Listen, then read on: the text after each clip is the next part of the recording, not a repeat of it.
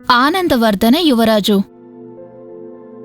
ఆనందవర్ధనుడనే ఆ యువరాజు విగ్రహం ఆ నగరం పైన ఎత్తుగా ఒక పొడవైన స్తంభం మీద నిలబెట్టి ఉంటుంది.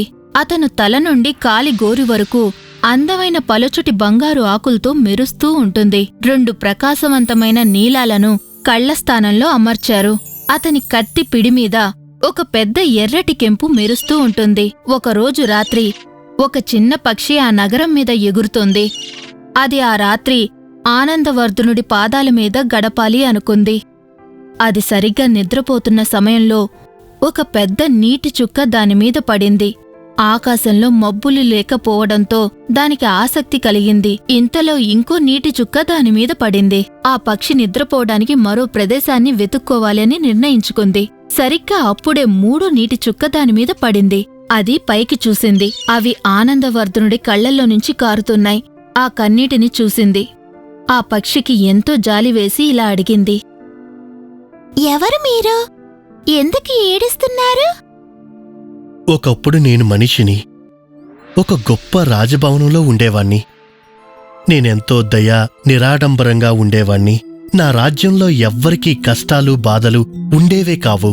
నా ఆస్థానంలో ఉన్నవాళ్ళు నన్ను ఆనందవర్ధనుడు అని పిలిచేవారు. నా మరణం తర్వాత నన్ను ఒక ఎత్తైన స్తంభం మీద ఉంచారు. నా గుండెని సీసంతో తయారు చేశారు. అయినా ఇప్పుడు నా నగరంలో అందవికారాన్ని పేదరికాన్ని చూసినప్పుడల్లా నా గుండె ఎంతో బాధతో దుఃఖిస్తూనే ఉంది. అయ్యయ్యో పాపం! ఇంతకీ మీరిప్పుడెందుకు ఏడుస్తున్నారు? దూరంగా ఒక చిన్న పాకలో ఒక బట్టలు కుట్టుకునే ఆమె ఉంది. ఆమె బాబుకి జ్వరంగా ఉంది. ఆమె తల్లి ఏమీ తినేందుకు ఇవ్వకపోవడంతో వాడు ఏడుస్తూనే ఉన్నాడు. ఎందుకంటే ఆమె చాలా పేదరాలు. ఆ కుర్రవాడికి దగ్గర్లో నదినీళ్ళు తప్ప ఏమీ ఇవ్వలేకపోతుంది. ఆ చిన్నారి కడుపు ఆకలితో తిండి కోసం అలమటిస్తూ ఉంది.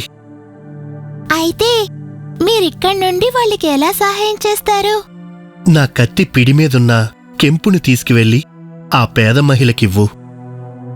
ఆ చిన్న పక్షి యువరాజు ఆదేశాన్ని పాటించింది. ఎగురుకుంటూ వెళ్లి ఆ బట్టలు కుట్టే ఆమె పాక మీద వాలింది. ఆ కెంపుని వాళ్లకి దగ్గరగా విసిరింది. అలాగే ఆ బాధపడుతున్న పేద పిల్లవాడికి జ్వరం నుండి కాస్త ఉపశమనం కలిగించేందుకు తన మీద రెక్కలు ఆడిస్తూ తిరుగుతూ ఉంది. కొద్దిసేపటికి దూరంగా ఎగిరిపోయింది. ఆ పేద తల్లి నిద్రలేచింది.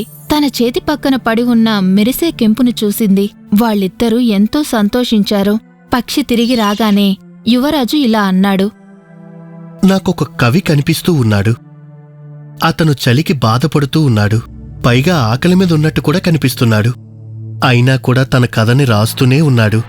ఎందుకంటే తన పుస్తకాన్ని పూర్తి చేయకుండా మధ్యలో వదిలేస్తే తనకేమీ రాదు. నా ప్రియమైన పక్షి, దయచేసి నా కన్ను నుంచి ఒక నీలాన్ని తీసుకొని తనకివ్వగలవా? లేదు రాజకుమారా, నేనా పని చెయ్యలేను. ప్రియమైన నా పక్షి, ఇది నా ఆజ్ఞ. ఆ పక్షికి తన కంటి నుండి నీలాలను పెకిలించటం ఇష్టం లేదు. కాని అది అయిష్టంగానే ఆ ఉదారమైన యువరాజు ఆదేశాన్ని పాటించింది. ఆ పక్షి మరోసారి కొద్ది సమయం పాటు మరో దురదృష్టకరమైన పేదవాడి జీవితంలోకి ప్రవేశించి ఆ నీలాన్ని ఆ రచయిత బల్ల మీద పెట్టింది. చలితో ఆకలితో బాధపడుతూ ఆ కవి స్పృహ కోల్పోవడం చూసింది. దాంతో కొన్ని కట్టెల్ని ఏరుకొచ్చి ఆ వ్యక్తి ఇంట్లో ఉన్న చలి కాచుకునే కొలిమిలో మంటను అంటించింది. తర్వాత అక్కడ్నుంచి ఎగిరిపోయింది. ఆ కవికి మంట సెగ తగిలి నెమ్మదిగా మెలకువ వచ్చింది.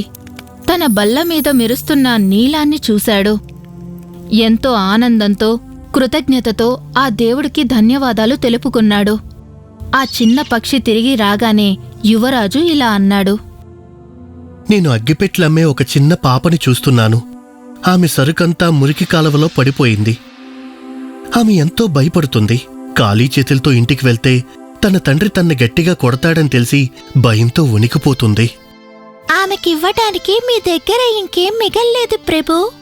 ప్రియమైన పక్షి, నా దగ్గర మరొక కన్ను మిగిలి ఉంది కదా, దయచేసి దానిని ఆ చిన్నారికివ్వు. నేనెప్పటికీ ఆ పని చేయలేను యువరాజా. మీ కంటి నుండి మరో నీలాన్ని కూడా తీసేస్తే మీరు గుడ్డివారైపోతారు. నేను నిన్ను బతిమాలుతున్నాను పక్షి.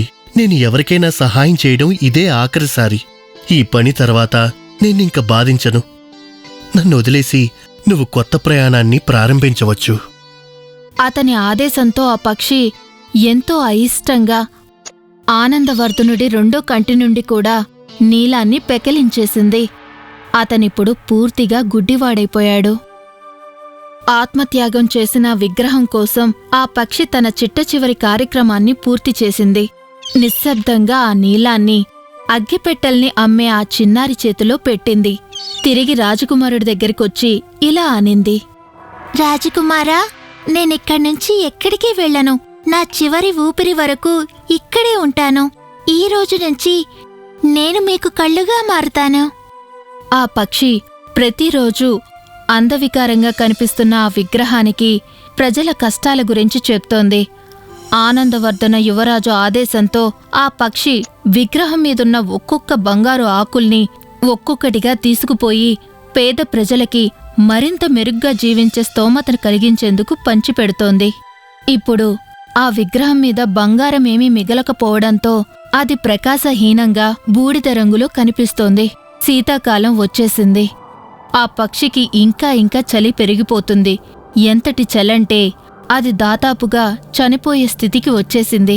అది ఆనందవర్ధనుడి దగ్గరికి వెళ్ళి అతని నుదుటి మీద ముద్దు పెట్టుకుంది.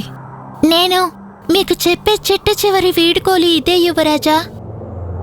ఓ, చివరికి నీ ప్రయాణం కొనసాగించాలనే నిర్ణయించుకున్నావన్నమాట. నా బుజ్జి మిత్రమా, నాకు చాలా సంతోషంగా ఉంది. నీకు వీడ్కోలు చెప్తున్నాను. లేదు యువరాజా, నేను నా మృత్యువు దిశగా ప్రయాణిస్తున్నాను. ఆ రోజు నేను మీతో ఉండాలని నిర్ణయించుకున్నప్పుడే నా మరణం ఖాయమైపోయింది. కానీ దాని గురించి నేను బాధపడటం లేదు. నేనిప్పుడు ప్రశాంతంగా సంతృప్తిగా ఉన్నాను.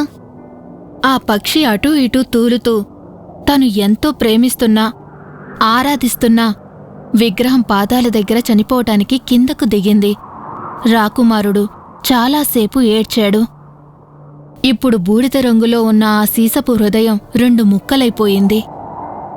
ఆ విగ్రహం వల్ల అందం కాని ఉపయోగం కాని లేకపోవడంతో మేయర్ దాన్ని కూల్చేయాలని ఆదేశించాడు.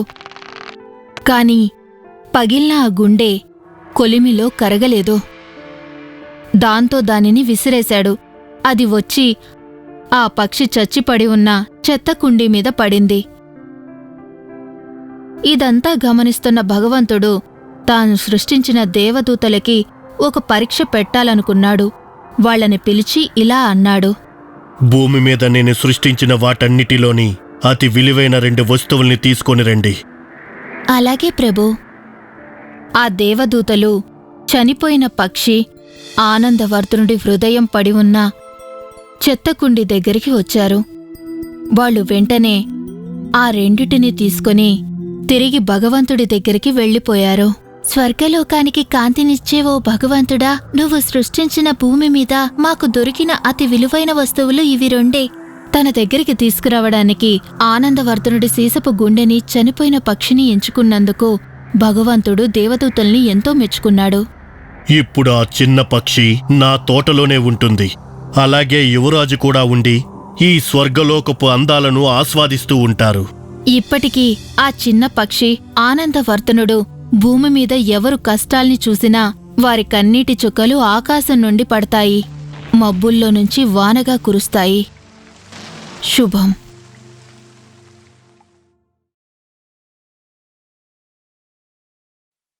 If you enjoyed this story, please like and subscribe our channel and press the bell icon to get future updates.